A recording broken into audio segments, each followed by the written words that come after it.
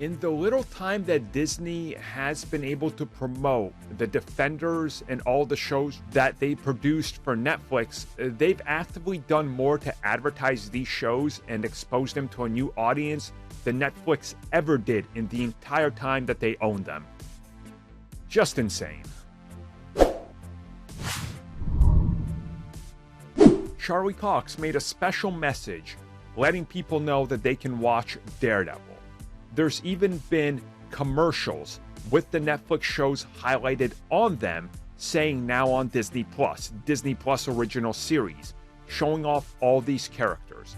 We've seen the amount of data that's been pushed through when these shows came out. We've seen people talk about them.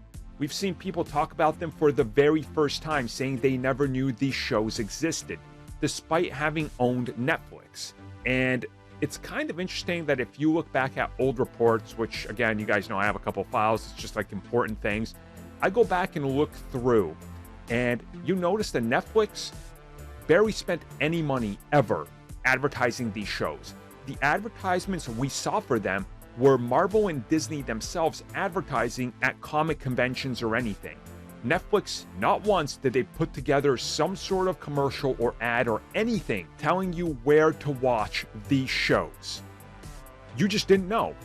If you didn't know, if you never saw anything, or if it's just not your thing to seek them out, you guys have probably seen other people's feeds on Netflix where you go, you're like, what are these shows? I've never seen these. Because they might not be recommended to you because you show no interest in something related to that. They never once actively pushed them to people like that. They just kind of remained there. We talked about it when Daredevil Season 3 came out and the follow-up to Punisher and all that, Jessica Jones. It didn't even show up, it's new. You had to actively search for it, being like Daredevil, and then Season 3 would show up. That's how bad their push of these series was. And people wonder why, Netflix now is suffering massively. Well, here's your example. And it's kind of interesting that if you look at just interest in these series, that there's been a lot of buzz ever since they joined Disney Plus, and that people are actively talking about them now like they're brand new, and to many people they are, and I think that's very telling.